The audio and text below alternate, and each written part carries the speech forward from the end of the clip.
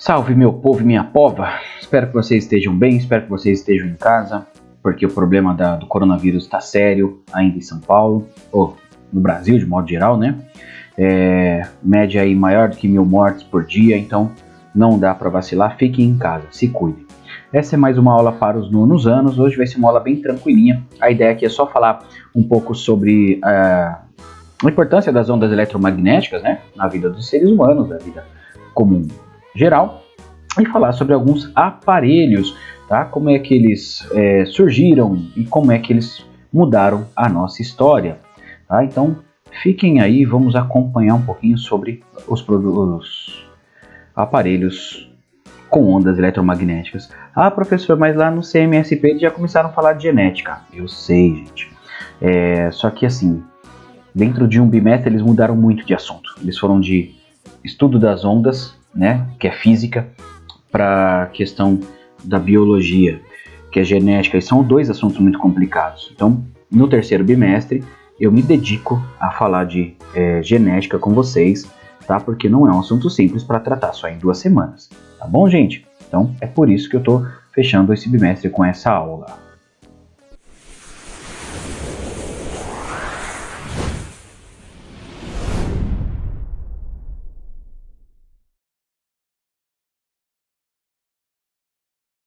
Então, a importância das radiações eletromagnéticas, para os seres humanos. Gente, primeiro, não haveria vida do modo que a gente conhece sem radiação. Por quê? As radiações eletromagnéticas, elas surgem junto com o universo, provavelmente até antes do universo, né, do Big Bang.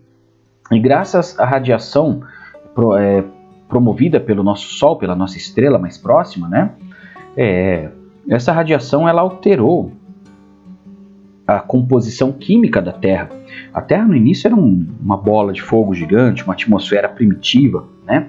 Tanto que 2 cientistas, há quase 100 anos atrás, o russo Alexander Oparin e o inglês John Sanderson Haldane, eles publicaram estudos falando como deveria ser a Terra primitiva e como as radiações provocadas pelo Sol e pelas descargas de relâmpagos das chuvas, das tempestades que aconteciam na Terra naquela época, mudaram as substâncias que compunham o ar da Terra naquele momento e formaram substâncias que poderiam depois gerar a vida. Esse assunto, inclusive, nós conversamos no ano passado, né? No começo do ano passado. E esse experimento de Oparin e Haldane, ele foi realizado em laboratório em 1954 por 2 cientistas, um de sobrenome Urey e outro de sobrenome Miller, né? Então tem lá o experimento de Urey e Miller, que eles simulam a ideia de Oparin e Haldane e eles conseguem produzir moléculas necessárias à vida em laboratório, né? Então a radiação teve grande importância na origem da vida, começa por aí.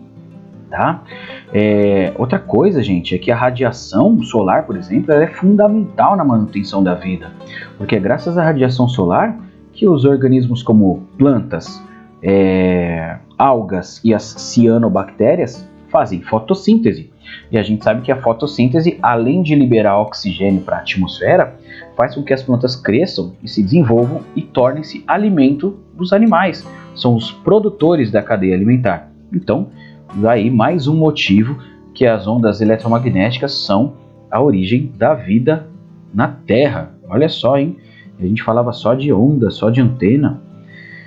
Bom, meus lindões, embora a radiação eletromagnética ela sempre tenha existido, né? O modo como ela se comporta foi descoberto pelo ser humano há pouco tempo. Os primeiros estudos que começavam a perceber a existência de ondas eletromagnéticas além da luz, a luz a gente vê, então era mais fácil de saber que existia. Em 1800, esse cientista chamado de William Herschel, ele pegou um prisma, um prisma é como se fosse uma pirâmide minúscula, miniatura de vidro ou de cristal, e aí você coloca ali no feixe de luz solar, e essa luz solar atravessa o prisma, e do outro lado saem as cores, né? A gente sabe, quem já brincou com lupa, né? Quando você coloca a lupa no sol, assim fica aquele pontinho bem forte de luz que faz muito calor, dá para pôr fogo com aquilo. Ou seja, essas ondas produzem energia, energia gera calor. E aí o que ele fez? Ele dispôs assim numa parede de experimento e ele mediu a temperatura de cada cor, porque já que cada cor tem uma frequência, portanto também produz uma temperatura diferente. E aí o que ele percebeu? Que numa região abaixo do vermelho, né, que ele não via, ele não enxergava, mas que ele tinha detectado calor. Opa, peraí, se aqui tem uma luz, aqui não tem luz, eu não estou vendo nada, gera calor. Opa, tem onda eletromagnética além da luz. E aí se faz a descoberta das ondas eletromagnéticas que não sejam luz. Como esse experimento percebeu essa temperatura abaixo do vermelho, chamou então de infravermelho, tá? Alguns anos depois, ele foi realizando novos experimentos para entender essa questão das ondas eletromagnéticas não visíveis, né?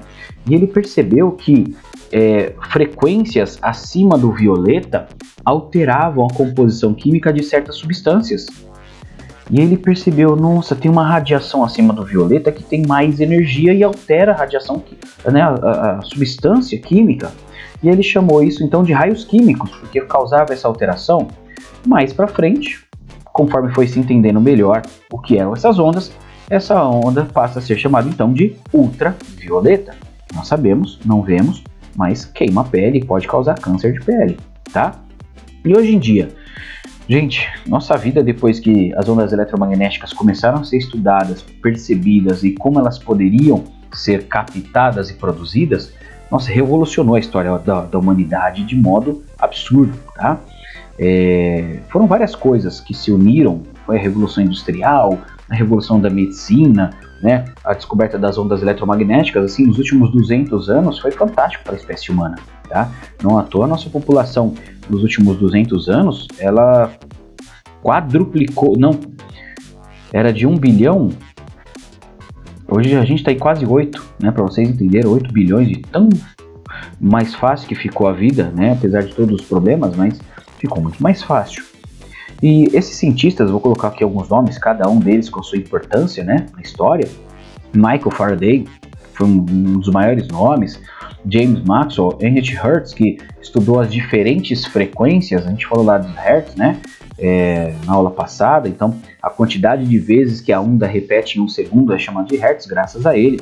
William Röntgen, que sem querer descobriu o raio-x, né, graças aos raios químicos, lembra de ondas ultravioletas? Ele percebeu que essas radiações interagiam com determinados materiais, sem querer ele descobriu o raio-x, ele viu que uma placa de uma certa substância, ela brilhava, né, depois de exposta essa radiação, e aí ele, por curiosidade, pôs a mão no meio do caminho, e aí saiu a impressão ali dos ossos dele. Nossa, aquilo, as pessoas ricas pagavam para tirar foto, né, dos ossos. Ernst Rutherford, ou seja, né, vários cientistas, tá?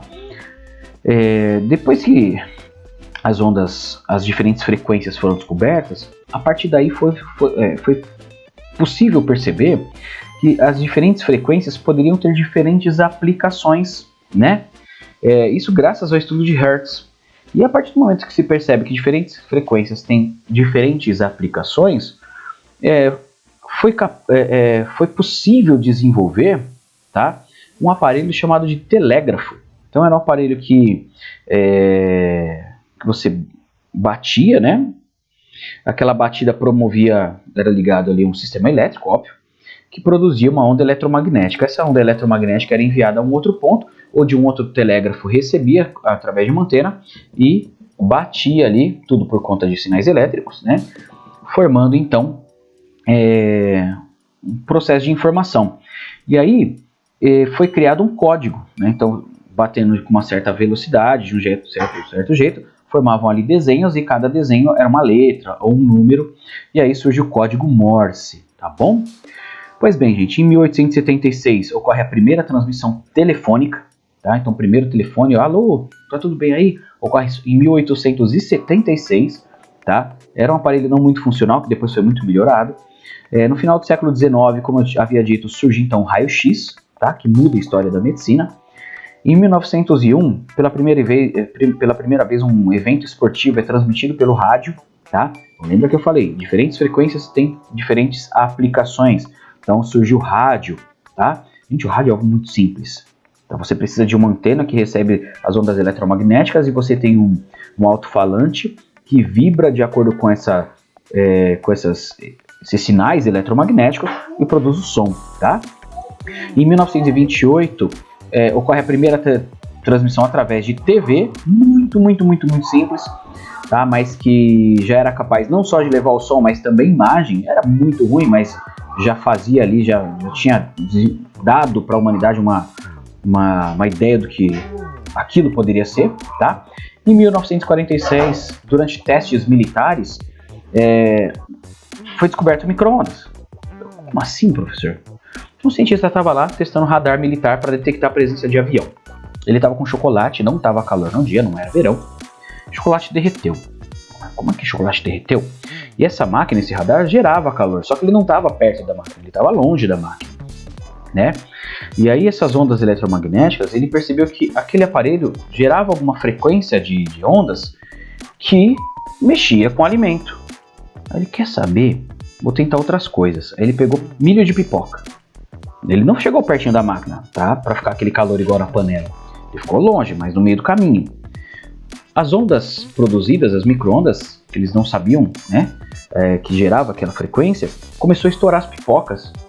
Aí estourou pipoca. Ele pegou um ovo, colocou o ovo estourou. Por que o ovo estourou? Porque ele começou a aquecer de dentro para fora. E aí foi percebido que aquele radar liberava uma frequência de micro-ondas que interagia com a água dos alimentos. Então ele descobre o princípio do micro-ondas. Faz a patente, desenvolve micro-ondas, naquela época um aparelho de 1,80 m, mais de 300 kg, usado principalmente por restaurantes, óbvio. Mas à medida que eles vão entendendo melhor como funcionam as micro-ondas, surge então o primeiro micro-ondas doméstico em 1967, tá bom? Seguindo aí, gente, ocorre o surgimento do primeiro celular, tá? O celular, nessa ocasião, na verdade, os aparelhos telefônicos mais antigos, eles dependiam de fios levando os impulsos eletromagnéticos. Em 1956, é desenvolvido um aparelho que emite ondas eletromagnéticas igual ao telefone, só que sem fio. Só que era um aparelho gigante, tá? Aí em 1973 esse aparelho vai sendo desenvolvido, melhorado, né? E em 1973 surge o primeiro celular, que era desse tamanho, dessa profundidade, pesava 1 kg e a bateria durava 20 minutos, tá? Isso já em 1973, então o celular é bem antigo. Em 1950 surge a primeira máquina de ressonância magnética. Ressonância magnética, por que ela revolucionou a medicina? Porque o raio-x ele é capaz de perceber os tecidos duros, os ossos. A ressonância magnética é capaz de reagir, né, com tecidos moles, com músculos, com ligamentos, a cartilagem, né, os órgãos. E graças a esse aparelho foi possível detectar problemas, lesões, né, doenças, sem você precisar recorrer a uma cirurgia, ok? Em 1971 surgiu um outro aparelho, né, um pouco mais de detalhes na informação, tanto que ele é muito usado para fazer exames do cérebro, tá? Chamado de tomografia computadorizada. Então, se uma pessoa sofre um acidente, bateu a cabeça, ele recorre à tomografia porque dá uma quantidade maior de detalhes na imagem. E aí, meus lindões, nós temos aqui algumas imagens, tá? Desses aparelhos, dos avós desses aparelhos, para nós. Esse aqui é o primeiro telégrafo, tá? Então batia ali, fazia os movimentos, os sinais. Esse aí é o primeiro, são os dois primeiros telefones. O da esquerda é o primeiro de tudo, tá? Então tinha um fone só, você falava e escutava por aqui, o que não dava muito certo. O segundo telefone, que fez muito sucesso, tá? É chamado de telefone de forca. Então a parte de cima era onde você ouvia e a parte de baixo por onde você falava.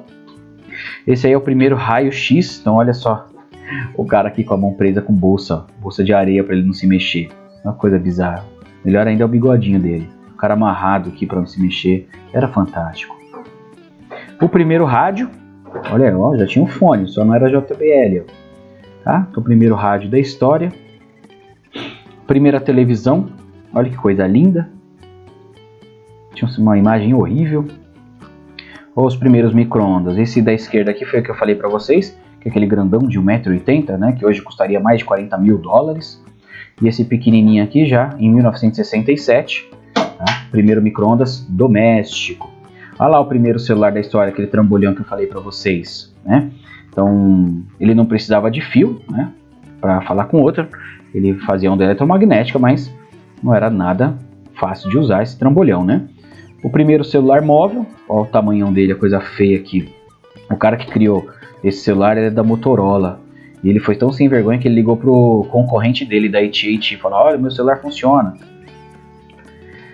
E é isso, meus lindões. Então, tendo dúvida, grupo de WhatsApp da sala, me procurem. Tem lá o Facebook, Professora Mauri. Manda mensagem por lá também. Esse vídeo, como sempre, vai estar no YouTube. E já está em funcionamento o site da escola, que a gente vai focar agora no terceiro bimestre. Por quê? A gente manda atividade, manda coisa no grupo da sala. Começa aquele converseiro, o professor fazendo chamada, o professor interagindo durante as aulas do CMSP. Você não percebeu que algum professor mandou uma atividade, perdeu a atividade. Tá? Então agora vai ficar tudo no site. A hora que der, que você puder, entra lá no site, assiste os vídeos, vai estar lá o link de atividade, ou tem professor que vai mandar em PDF, vai depender de cada um, tá bom? E aí, só para ter uma noção, a bibliografia da aula, tá? As fontes que eu usei para poder preparar isso para vocês. Então é isso, lindões, por hoje. Fiquem em casa, tá? Se cuidem, não deem corda pro azar. Tchau!